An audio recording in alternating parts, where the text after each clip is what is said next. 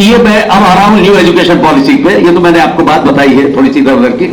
New education policy कहती है कि एजुकेशन का जो सिस्टम चला आ रहा था, this is not appropriate, it requires absolute modification, absolute revision of the subjects, absolute revision of the method of the system which is prevailing.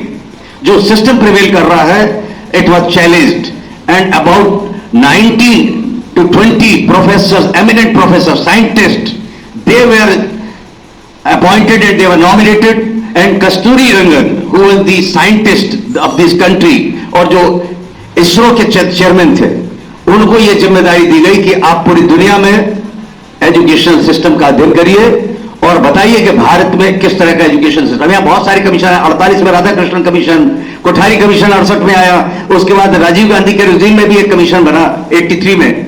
हम लोगों ने उस समय वर्कशॉप कराया, सर उसके संयोजक थे त्रिपाठी साहब बैठे हुए, उस पुरानी वाली बिल्डिंग में कराया था, 3 दिन का वर्कशॉप कराया था, 3-4 दिन का।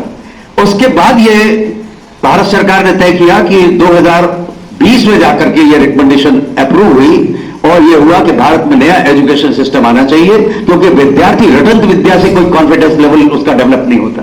तो द रटंत विद्या has been completely abolished unless and until you, whatever you read, whatever you have been taught, if it is of no use, then it is meaningless. Your teaching method has been revised now. आपको जो कुछ भी पढ़ना है वो learning outcome based होगा। अगर कोई चीज पढ़ाई जा रही है, चाहे फिजिक्स की हो, चाहे इकोनॉमिक्स की हो, चाहे ज्योग्राफी की हो, जियोलॉजी की हो, किसी की भी, उसका लर्निंग आउटकम टीचर को बताना पड़ेगा। तो there is a very change in the system. Now the teachers have to be trained. एक दिन का काम नहीं है, it will take 5 years at least, जिसमें टीचर्स का भी ट्रेनिंग प्रोग्राम है, not of the students only. Teachers have to be trained accordingly, their mindset has to be changed. ये चेंज होना टीचर्स के लिए भी और टॉट के लिए जरूरी। Now the students are free to opt any subject. Science में है तो ऐसा नहीं कि साइंस ही के लेंगे। पहले अभी तक चला आ रहा था कि जो साइंस पढ़ रहा है उसको आर्ट्स का विषय नहीं मिलेगा, आर्ट्स वाले को कॉमर्स का नहीं मिलेगा, कॉमर्स वाले को साइंस का नहीं मिलेगा। This restriction, this ban has been abolished. Now you can choose as per your interest, as per your taste. You can select the subjects, major, minor, elective. These are the process. You have been already told about it, but sometimes we will discuss in detail about the sub papers also. जो सबसे महत्वपूर्ण है वो vocational program का है। There is a period, 2 electives, 2 कहना चाहिए कि 2 ऐसे आपके उसमें क्रेडिट होंगे जो मतलब आपके वोकेशनल कोर्स से संबंधित होंगे एक सेमेस्टर में। उसको vocational training is now also required and it is a must. अब आपको वोकेशनल ट्रेनिंग कॉलेज को दिलाना ये कॉलेज की जिम्मेदारी है। राय साहब यहां बैठे हुए हैं, सोशियोलॉजी के प्रोफेसर, एक्सटेंशन प्रोग्राम से जुड़े हुए हैं। सारे लोगों को मिलकर के स्टूडेंट्स को वोकेशनल ट्रेनिंग के लिए उनको बताना पड़ेगा कि कौन सा ट्रेनिंग प्रोग्राम आपके लिए उपयुक्त होगा according to your interest.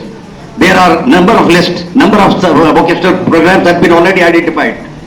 About 23 to 25 we are identified earlier when we were at the meeting last year. तो 25, अब 25 से भी ज्यादा और भी जोड़ दिए गए। Right from the agriculture, every stream, in every stream, whatever the activities is going on in the district, that is also being covered in the vocational program. If you are from the agriculture background, आपको agriculture background के बहुत सारे उसमें identify कर दिए, organic farming से लेके अब हम लोग नेचुरल फार्मिंग को भी जोड़ रहे हैं उसमें, प्राकृतिक कृषि को भी उसका एक पार्ट एंड पार्सल।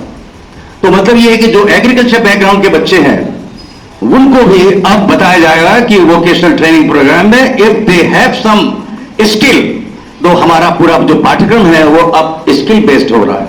तो स्किलिंग